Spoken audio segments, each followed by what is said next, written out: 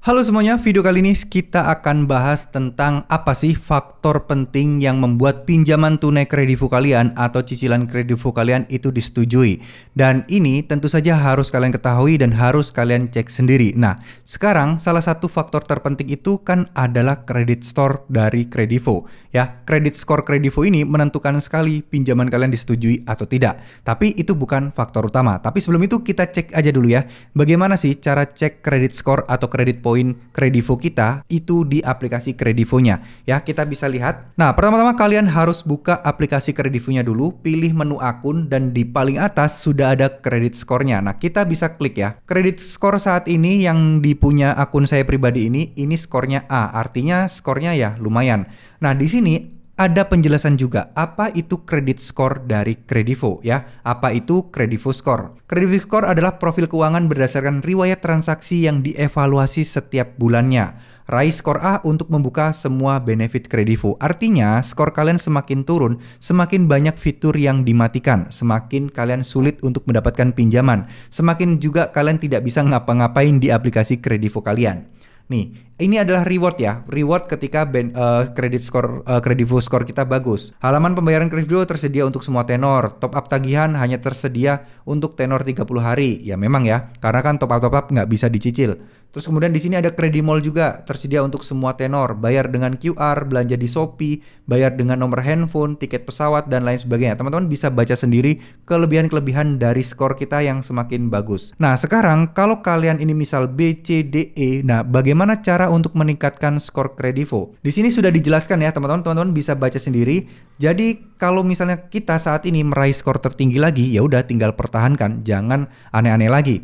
Nih, transaksi rutin dengan kredivo. Terus lakukan transaksi online maupun offline dengan kredivo. Riwayat pembayaran tepat waktu. Selalu bayar tagihan tepat waktu. Semakin sering pembayaran tepat waktu, semakin tinggi peluang untuk mendapatkan kredivo skor baik. Nah, tepat waktu ini kadang teman-teman disalah artikan membayar lebih cepat. Nah, kalau di sini tepat waktu di sini, saya asumsikan yang terbaik adalah H-1, H-2 dan juga di hari H tanggal jatuh tempo. Karena apa? Percaya atau tidak dan memang tidak tertulis aturan di sini, orang-orang yang bayar tagihan kredivo lebih cepat itu terkadang malah kehilangan fitur-fiturnya. Nah, itu saya juga nggak tahu. Harusnya kan bagus ya kalau orang bayar lebih cepat. Tapi kenyataannya malah justru akan memperburuk teman-teman ya.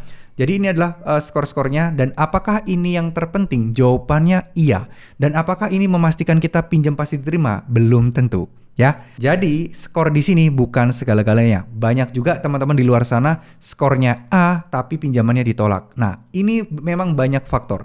Skor ini hanya memudahkan kita untuk mengakses beberapa fitur.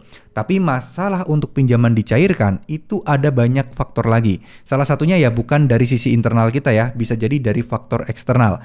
Faktor eksternal itu bisa jadi dari kredivonya langsung. Misal kalau dari kredivonya langsung itu adalah sebuah aplikasi, mungkin pasti mempunyai budget. Pasti aplikasi itu mempunyai istilahnya adalah semacam kayak limit yang bisa dicairkan atau dipinjamkan. Kalau dalam satu hari tersebut sudah penuh, limitnya sudah banyak yang mencairkan uang dengan nominal yang besar-besar, tentu pinjol itu punya semacam manajemen cash flow, di mana ya mereka membatasi mana yang dicairkan dan mana yang tidak.